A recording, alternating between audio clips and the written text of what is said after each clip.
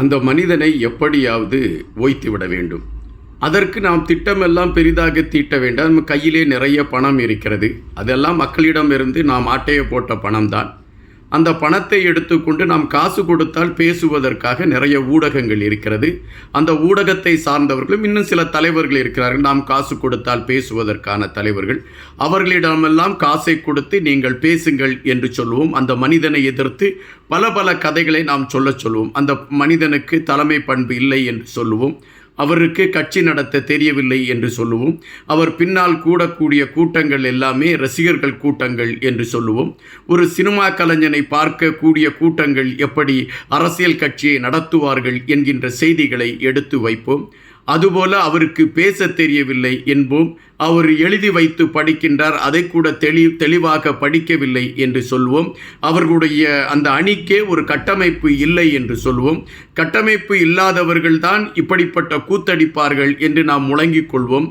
இதற்கு நாம் அனைவரையுமே அழைத்து கொள்ளணும். சொந்தக்காரன் சொக்காரன் என்று பலர் ஊடகங்களை நடத்தி கொண்டிருக்கின்றார்கள். அவர்களையெல்லாம் அழைத்து கொண்டு இவர் மீது கடுமையான விமர்சனங்களை வைப்போம்.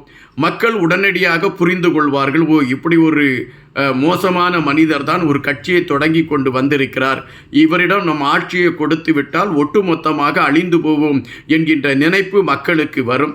எனவே மக்கள் தொடர்ச்சியாக முன்பு போல நமக்கும் வாக்களிப்பார்கள். நம்மளுடைய அப்பா நன்றாக சம்பாதித்து நமக்கு வைத்திருக்கிறார், அதுபோலத்தான் நம்மோடு கூட இருக்கக்கூடியவர்கள் ஒரு சாராயம் தயாரிக்கக்கூடிய தொழிற்சாலையை நாங்கள் ஆரம்பித்துக் கொள்கிறோம், அங்கு அந்த கான்ட்ராக்டை நாங்கள் எடுத்துக்கொள்கிறோம், இந்த மக்கள் பணத்தை நாங்கள் எடுத்துக்கொள்கிறோம். இப்படி அவர்கள் மக்கள் சார்ந்த பல தொழில்களை நாங்கள் செய்து அதில் உள்ள வருமானத்தை நாங்கள் எடுத்துக்கொள்கிறோம் என்று எடுத்து என் கூட பயணிக்கக்கூடிய தோழர்களை ஒரு பக்கம் வளர்த்து விட்டு கொண்டிருக்கின்றோம். எங்கள் அப்பா சேர்த்த பணம் போதாது என்று நானும் கூட கொஞ்சம் சேர்க்க ஆரம்பித்து, கூட கொஞ்சம் என்பதை விட நிறைய சேர்க்க ஆரம்பித்திருக்கிறேன். அவைகளையும் சேர்த்து கொண்டிருக்கிறேன். இப்பொழுது நான் சேர்த்து கொண்டிருக்கக்கூடிய பணத்தை தொடர்ச்சியாக என்னுடைய மகன் அனுபவிக்க வேண்டும்.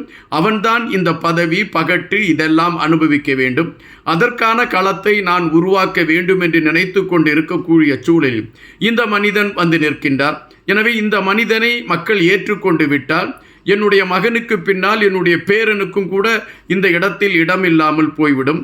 இந்த மனிதன் ஒரு நல்லாட்சியை கொடுத்து விட்டால் ஒட்டுமொத்தமாக எங்கள் குடும்பம் இதுவரை சுருட்டி வாழ்ந்த கதைகள் வெளியே தெரிந்துவிடும் என்கின்ற பதபதைப்பில் இந்த மனிதனை மையப்படுத்தி தவறான கருத்துக்களை பரப்புவதற்கான களங்களை எடுத்துக்கொண்டு ஒரு பெரிய கூட்டமே செயல்பட்டு கொண்டு இருக்கின்றது.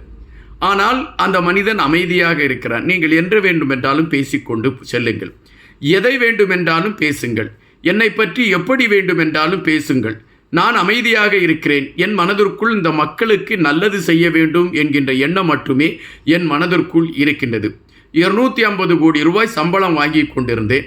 அந்த சம்பளத்தை விட்டுவிட்டேன். காரணம், இவ்வளவு தூரம் நாம் சம்பாதித்து சேர்த்து வைத்து விட்டாய், இனிமேல் நமக்கு எதற்கு இவை தேவையில்லை.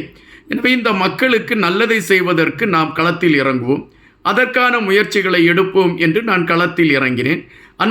என்னை தொடர்ச்சியாக, ஆனால் நீங்கள் என்னை தொடர்ச்சியாக விமர்சனம் செய்கிறீர்கள். அதை பற்றி எனக்கு கவலை இல்லை. நீங்கள் எவ்வளவு தூரம் விமர்சித்தாலும் நான் அதை பற்றி கவலை கொள்ளப் போவதும் இல்லை. நான் மக்கள் களத்தில் மிக தெளிவாக இருக்கிறேன் என்ற கோணத்தில் அந்த மனிதன் பயணித்து கொண்டிருக்கின்றார். இவர்கள் இவ்வளவு கடுமையான எதிர்ப்பு விமர்சனங்களை வைத்தும் அந்த மனிதன் அமைதியாக பயணிப்பதும், அந்த மனிதனிடம் இருக்கக்கூடிய அமைதியை விட அந்த மனிதன் மக்களுக்காக தான் சேவை செய்ய வந்திருக்கிறான் என்கின்ற விடயத்தை மக்கள் புரிந்திருக்கக்கூடிய காரணத்தினால் இவர்களுடைய விமர்சனங்கள் வீழ்த்தப்பட்டு அந்த மனிதனுக்கு செல்வாக்கு பெருகி கொண்டு இருக்கின்றது. யார் அந்த மனிதன் என்றால், இன்று மக்களை நேசித்து கொண்டு களத்திற்கு வந்து இந்த மக்களுக்காக தான் சம்பாதித்து கொண்டிருந்த தொழிலை விட்டுவிட்டு வந்திருக்கக்கூடிய தமிழக வெற்றி கழகத்தின் தலைவர் விஜய் அவர்கள்தான் இன்று மக்கள் மத்தியிலே நேசிக்கக்கூடிய ஒரு நேசிக்கக்கூடிய ஒரு தலைவனாக தன்னுடைய களத்தை வளர்த்து கொண்டிருக்கிறார் என்பதை நாம் பார்க்க முடிகின்றது. ஒரு கரூரில் ஒரு சம்பவம் நடைபெறுகின்றன.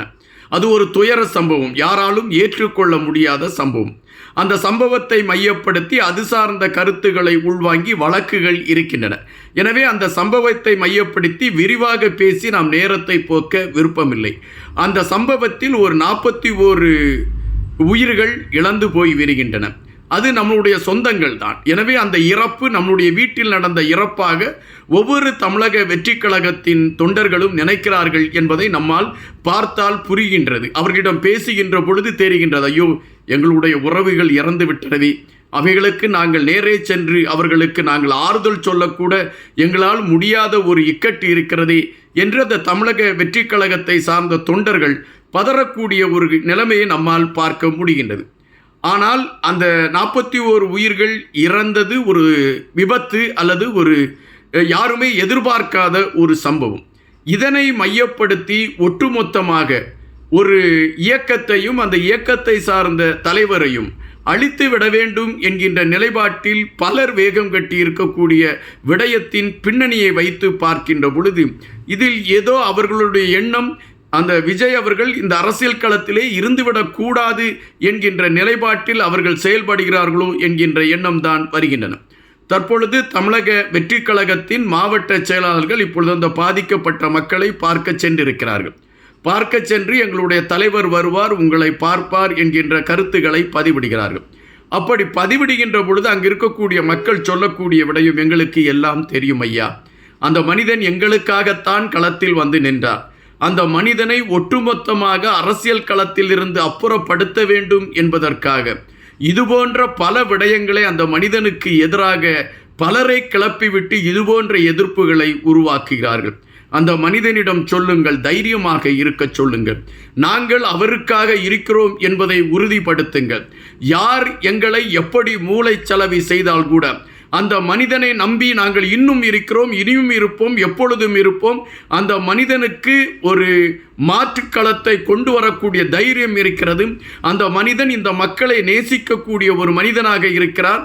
அவரால் தான் இந்த தமிழகத்தில் இதுவரை இருக்கக்கூடிய ஒரு நெருக்கடியான ஆட்சி முறைமைகள் மாற்றக்கூடிய ஒரு தைரியம் இருக்கிறது. எனவே அந்த மனிதனை தைரியமாக இருக்க சொல்லுங்கள், நாங்கள் இருக்கிறோம் என்று பெரும்பாலான மக்கள் இப்பொழுது கருத்துக்களை வைத்து கொண்டு இருக்கின்றார்கள். இந்த சூழலில்தான் இன்னும் அந்த மனிதனை மையப்படுத்தி பல எதிர்ப்புகளை பதிவிடக்கூடிய களங்களில் வேகம் கட்ட ஆரம்பித்திருக்கின்றார்கள் இன்னும் பலர். ஒரு மனிதனை பலர் எதிர்க்கிறார்கள் என்கின்ற பொழுதே அந்த மனிதன் உயர்வான நிலைக்கு சென்று விட்டான் என்பதுதான் அர்த்தம். இன்றைய சூழலில் மிகப்பெரிய உயர்வான நிலைக்கு விஜய் அவர்கள் சென்றிருக்கிறார்.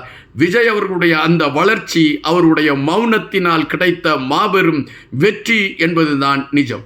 மக்களை நேசிக்கக்கூடிய எந்த தலைவனும் தன்னுடைய வார்த்தைகள் மூலம் ஜாலம் கட்ட மாட்டான். அவன் செயல் மூலம்தான் தன்னுடைய செயல்பாடுகளை உறுதிப்படுத்துவான். அதை விஜய் அவர்கள் இப்பொழுது செய்து கொண்டிருக்கிறார் என்பதால் தான் மக்கள் அவர் பின்னால் திரள ஆரம்பித்திருக்கின்றார்கள். பெரும்பாலான இளைஞர்கள் சமூக வலைதளங்களில் பல செய்திகளை பார்க்கிறார்கள், பல கருப்பொருள்களை பார்க்கிறார்கள், பலரால் எடுத்து வைக்கப்படுகின்ற செய்தி கோர்வைகளை பார்க்கிறார்கள். ஆனால் அவர்களுக்கு மிக தெளிவாக தெரிகிறது, இதெல்லாம் ஜோடிக்கப்பட்டவை. இவைகளெல்லாம் எடுத்து வைக்கப்பட்டதின் பின்னணியில் ஒரு மாபெரும் அரசியல் இருக்கிறது என்பதை எடுத்து வைக்கின்றார்கள். நீங்கள் துல்லியமாக பார்க்கின்ற பொழுது திடீரென்று பார்த்தால் ஒரு சிறுத்தைகளின் தலைவர் சீறி பாய்கின்றார். உடனடியாக விஜய் அவர்களை கைது செய்ய வேண்டும் என்று கூக்குரல் இடுகிறார். அதற்கு ஒரு தெலுங்கு நடிகரை உதாரணமாக இழுக்கிறார். அதில் என்ன நடந்தது என்பது கூட அவருக்கு தெரியாமல் ஒரு கருத்துக்களை பதிவிடுகிறார். தெலுங்கில் நடந்த விடயம் வேறு, இங்கு நடந்த விடயம் வேறு என்கின்ற நிலைமை கூட அவருக்கு தெரியவில்லை. இப்பொழுது விஜய் அவர்களுடைய பக்கம் பலர் குரல் எழுப்ப தொடங்கி இருக்கிறார்கள். இந்த குரல்கள் இன்றும் ஓங்கி ஒலிக்கக்கூடிய களங்கள் உருவாகின்ற பொழுது பலர் துண்டை காணவில்லை, துணியை காணவில்லை என்று ஓடுவதற்கான ஒரு களம் அமையும். அந்த களத்தை தமிழக மக்கள் உருவாக்குவார்கள். இப்பொழுது அவர்கள் மிக இலகுவாக ஒரே வார்த்தையில் தமிழக மக்கள் சொல்கிறார்கள், விஜய் அவர்களே, நாங்கள் உங்களோடு, இந்த நாடும் உங்களோடு என்று. என்ன நடக்கப் போகிறது காத்திருந்து பார்ப்போம். மீண்டும் உங்களை சந்திக்கிறேன். நன்றியுடன் இன்பா.